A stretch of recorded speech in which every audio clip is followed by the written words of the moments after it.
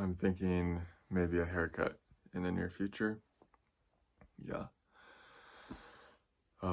Sometimes I don't know what's going on with my hair until I get in front of this camera, and then it's just like, should I put a beanie on? I don't know, whatever. Yeah, these full moon energies have been just doing a number on my heart. Pretty much like I talked about that they would, or that was the information that was coming through. And turns out it was for me too. And yeah, it just feels good to be coming into more coherence with my heart, to feel my heart softening and opening back up. I felt like I went through a period of time there where it was true for me to stay a bit more armored in the heart area. That was what kind of needed to happen for my own heart to go through its healing. Sometimes it's like we have to do that. We have to kind of like take our heart and just like kind of go into the womb with it. Be like, all right, my heart's not anyone else's right now. It's my heart. And yeah, it's, being out there just wide open. It's like the Buddha or like Jesus or like any great being ever. It's really hard. That's what we're moving towards, right? That's what we're healing towards, is this place where we're just wide open in every moment, to where we can keep our heart open to life and just feel it all. And our heart just stays open because we have the capacity and the strength and the power to feel everything. But, on our human evolution, while we're becoming that, there are periods where it's important, I feel at least, I've noticed on my journey, where it's been a necessity to kind of like, okay, not necessarily like close down, but just kind of create your own safe spaces for a while to where you can heal to the point to where, okay, now I can go back out into life with more openness again. So that's what I've been going through. Yeah, just living so openly, you take a lot of arrows. Let's just be real. I don't care who you are. When you live with such an open heart, you're gonna take a lot of incoming pain. It's just the nature of this reality, the nature of living with an open heart. So if you're not the Buddha yet, or if you're not Jesus yet, sometimes we need to go inward and take our time alone to kind of pull out those arrows, and to kind of let those wounds heal. And in this way, you get refortified so that you can go back into life with an open heart again, but you're even more fortified. And then the arrows that are slung at you, they kind of just bounce off. They don't actually stick in, and you don't have to like go through the process of pulling them out and healing that wound, because it's already been healed, because you've taken the time to do that. And so when someone kind of tries to shoot you in the same place again, it's like, oh, you're kind of, you're fortified there. And it's like, it doesn't hit you the same way. I've had to go through that a number of times, just being this out there, like to the world on YouTube. And sometimes I'll have these big heart opening videos, and I'll go a lot of times in the past when I do those kind of videos where they're just like, here I am wide open, I would know, like, don't go read the comments, brother. I would like protect my own heart in that way. That's one of the ways I could protect my own heart. It's like, don't go read the comments, because anytime you're that open, you're gonna trigger people. You're gonna trigger their own pain, you're gonna trigger their own unconscious stuff, and then they're gonna project stuff on you. And if you go read those comments, and you could actually read the comments as a practice to see, where you still believe certain things about yourself that other people are projecting onto you, right? But yeah, you go read some comments, you're gonna take some arrows, and it's like, oh, that one hurt, because you're so open, right? And we're all very sensitive. We're all empaths as it is. So you just go make a YouTube video wide open, and you go read the comments. Always in every video I've made that I'm that open, I've triggered something in someone else, and whether it's that they're not safe with their own pain, or their own sense of inner brokenness.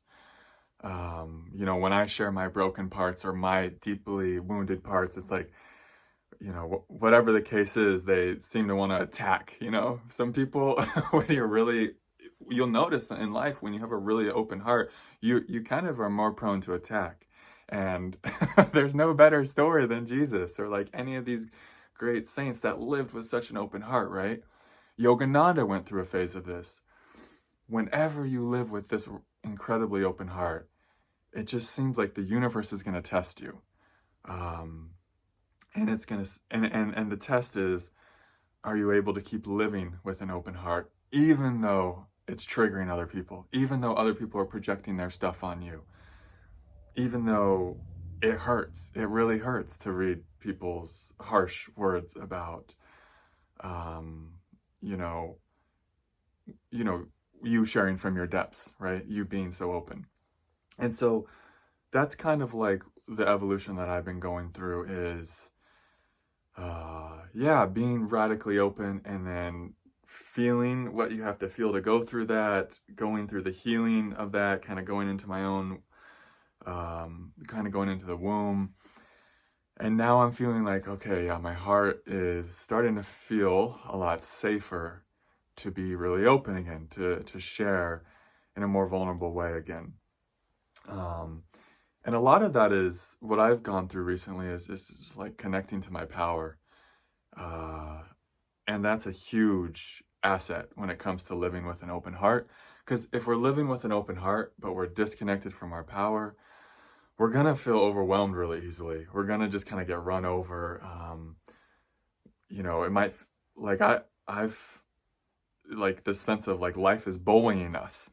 Like life will bully you if you're really open, but you're not in your power. It's almost like life by design will bully you because life is saying, hey, get in your power. If you're going to be this wide open, sweetheart, you got to be in your power. So I'm going to just kind of, it's almost like life wants to like kind of get you sturdy. You know, it's like, yes, life is like, yes, please be wide open. We need people with wide open, loving, authentic hearts who are very honest and real and vulnerable.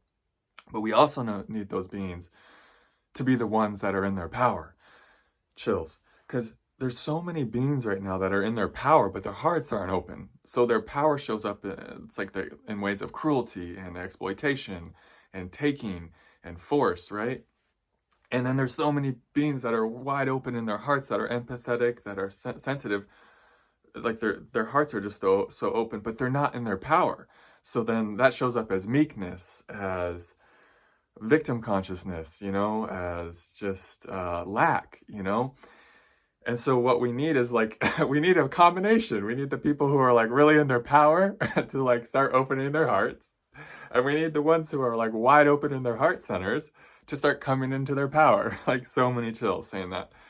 And I would guess that almost all of you, most of you, are probably the latter. Like you have these wide open hearts, but you feel maybe a bit disconnected from your power. And so this is what the journey that I've been taking with my energy field, with my inner process is. I don't want to necessarily abandon having an open heart, of course, and that's what's been coming through really strong.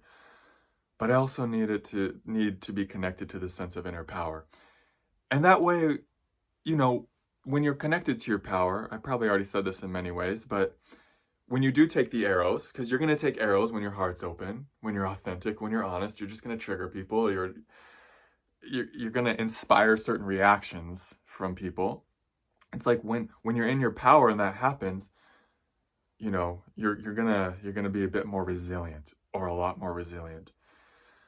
And so I went through that to where I kind of had to. It's not like my heart was like closed down. Of course, I've been still connected to my passion, still sharing, but I've been noticed that I've had to do it in a little bit of a different way to give my heart time to go through what it needed to go through its own healing process.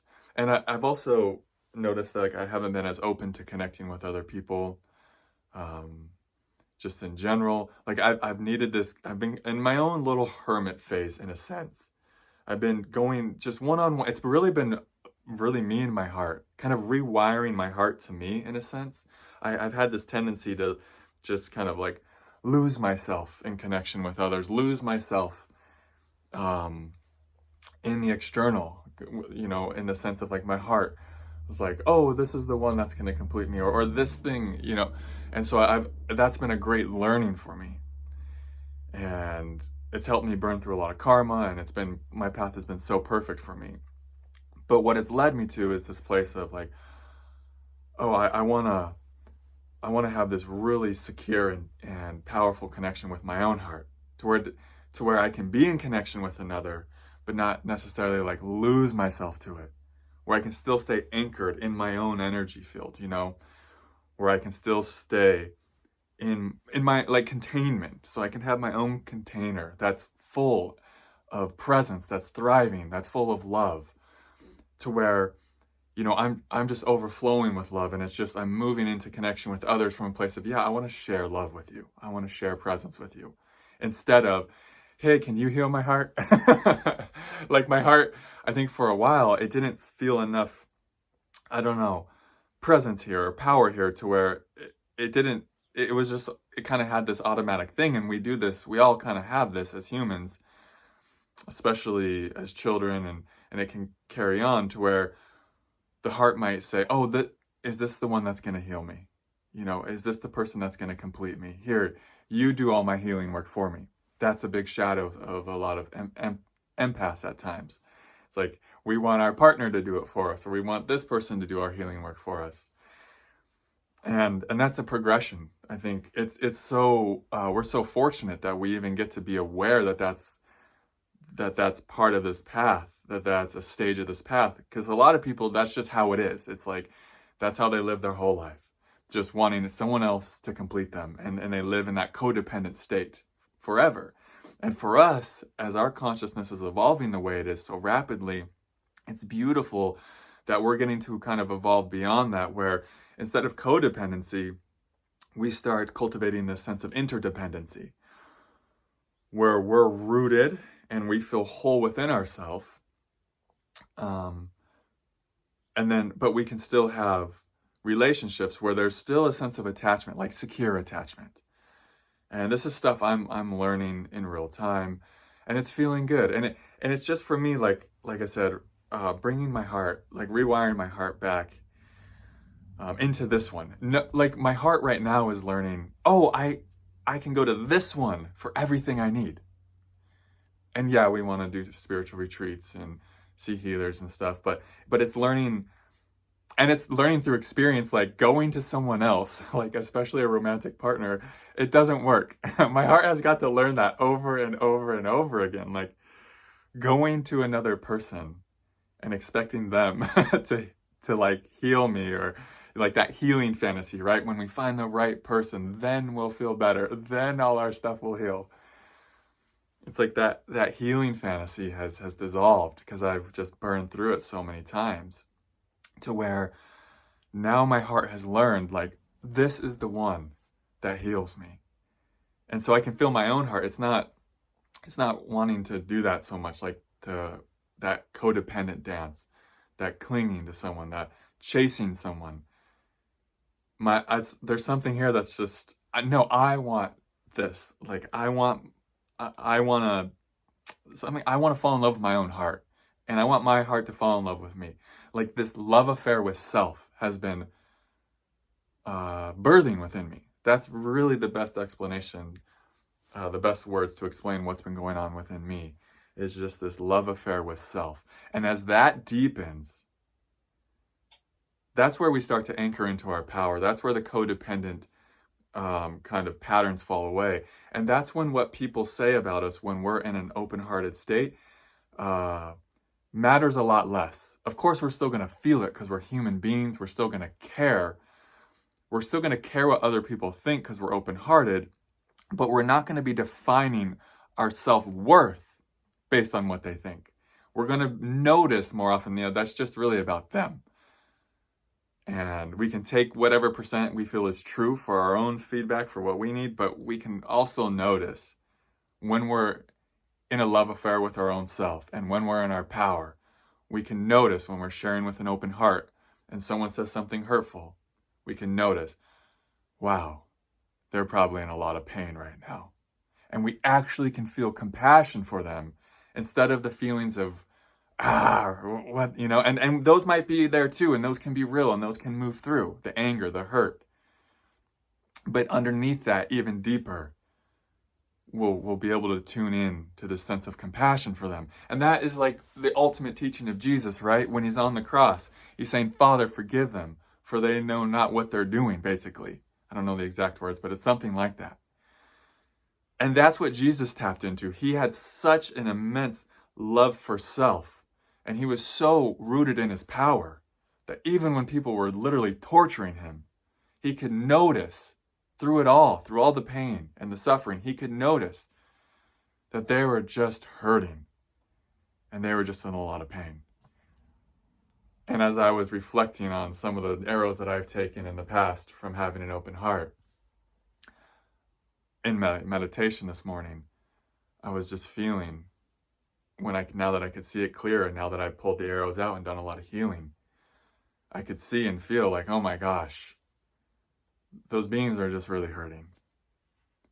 And may they be blessed with the highest love. And that comes after we do the healing, after we move the anger through, the hurt, the heartbreak, all that stuff. So anyways, so much love to you guys. If this work resonates and it helps you, the best way to support me on my journey is to join the Patreon page, where there's lots of exclusive content and a really loving and supportive community over there to really kind of plug into. Other than that, there are links in the description box to work one-on-one with me if that is something that is calling to you. And you can also leave a donation. Those are always super appreciated. But other than that, just thank you for being here. Thank you for your presence. Sending you so much love. And I'll see you in the next video. Namaste.